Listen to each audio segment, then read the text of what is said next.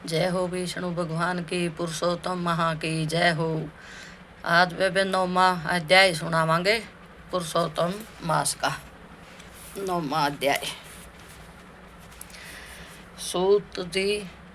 सूत जी कहने लगे कि इसके बाद नारद जी विष में युक्त हो मेघावी ऋषि की कन्या का वृतांत पूछने लगे।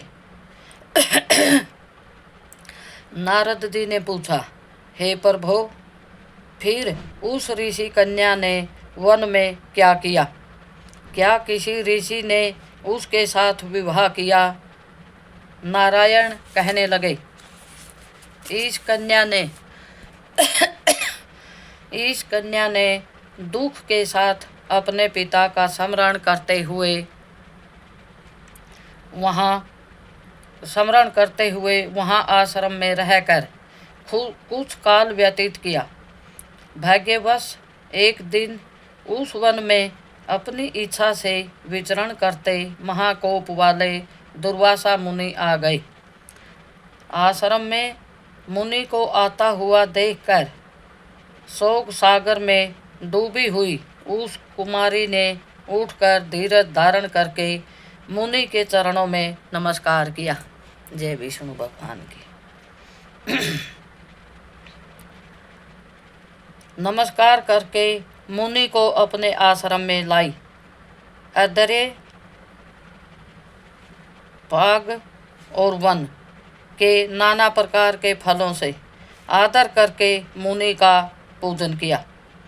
फिर मुनि कन्या आदर से कहने लगी, हे मुने, आपको नमस्कार है। मुझ दुर्भागिनी के आश्रम में आपका कैसे आना हुआ? आपके आने से मेरे भाग्य का उदय हो गया, अथवा मेरे पिता के पुण्य प्रताप से मुझको समझाने के लिए आप आए हैं। आप जैसे महात्माओं के तीर्थ रूपी पाँव के रजकण को स्पर्श कर मेरा जन्म सफल हो गया। जो आप जैसे महात्माओं का मुझको दर्शन हुआ। इस प्रकार कहकर यह बाला उनके आगे चुपचाप होकर बैठ गई। तब दुर्वासा मुनि कुछ हंस कर बोले, धन्य है ब्राह्मण पुत्री, तुमने अपने पिता के कुल का उद्धार कर दिया है। कन्या बोली, हे मुनि, आपके वचनों को सुनकर मेरा दुख दूर हो गया है।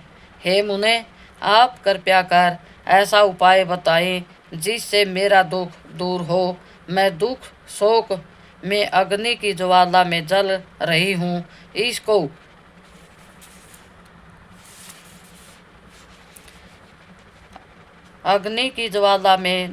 हूँ। इसको शीघ्र बुझाओ।